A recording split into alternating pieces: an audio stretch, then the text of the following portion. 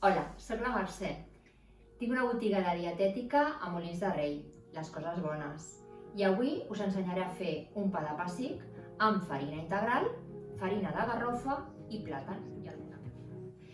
És una recepta que em va passar una clienta meva. Moltes gràcies, Fina.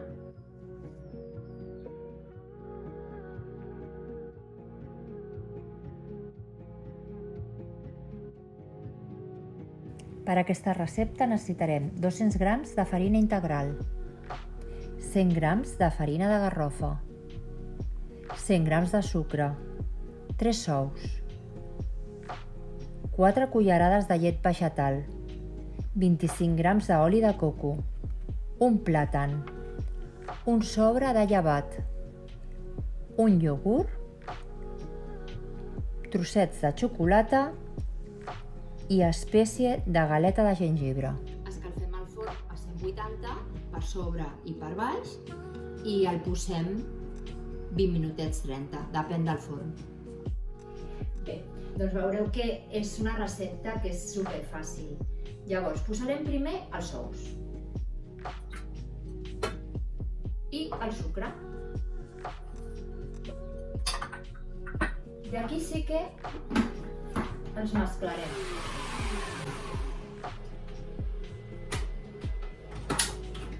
Perfecte. Bé, doncs ara posarem el iogurt. Jo no és que faci moltes coses de cuina, però aquestes coses m'encanten, m'encanten. I a més és que és tan fàcil de fer, sempre busco receptes que siguin molt fàcils de fer, perquè no tinc molt de temps. Després posarem també la llet, que és una llet vegetal, que pot ser qualsevol, pot ser, aquí hem posat la de coco, però podria ser civada, soja, el que vulgueu. Posarem també l'oli de coco, que veureu la particularitat que ara està sòlid, però quan fa més calor encara es torna líquid. Molt bé. I aquí sí que ho començarem a mesclar un altre cop. Molt bé. Afegirem el plàtan. Molt bé, doncs llavors, ara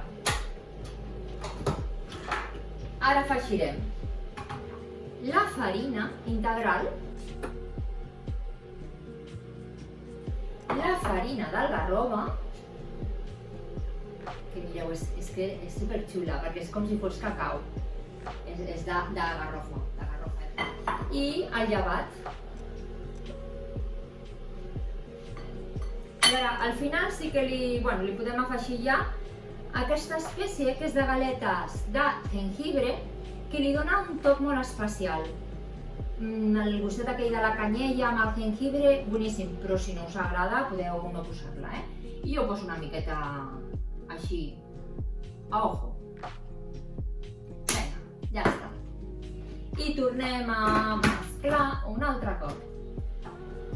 Doncs ja està tot mesclat. I ara ho posarem en un motllo que prèviament he posat una miqueta de mantequilla perquè no s'enganxi. Mira, això té una pinta que, vamos, al·lucinant. Boníssim, ja ho veig. Ho posarem tot. Doncs ja mireu, veus? Ja ho tenim tot aquí posat en el motllo, preparat per al forn. Llavors posarem primer els trossets de xocolata per sobre.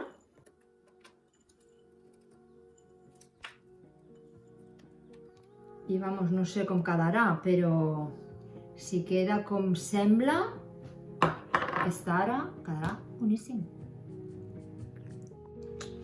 Doncs ja l'he tret del forn, l'he punxat per veure que estigui ja fet del tot i la veritat és que la pinta és boníssima. A veure què tal.